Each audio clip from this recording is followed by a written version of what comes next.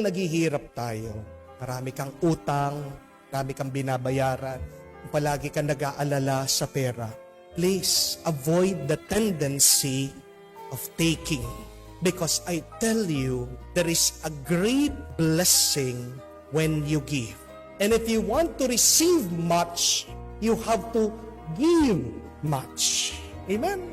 Tignan niyo po ang poso. Pag walang tubig na lumalabas, pag binobomba mo, ang kailangan mong gawin, lagyan mo muna ng tubig. Di po ba? Para makatanggap ka, kailangan ka munang magbigay. Ganyan din po sa pagtatanim, hindi po ba? Kung gusto mong makakuha ka ng bunga, kailangan mag-umpisa muna sa iyo. Manggaling ang buto, ang binhi, tanim mo, nag-uumpisa sa iyo. This is the miracle of generosity.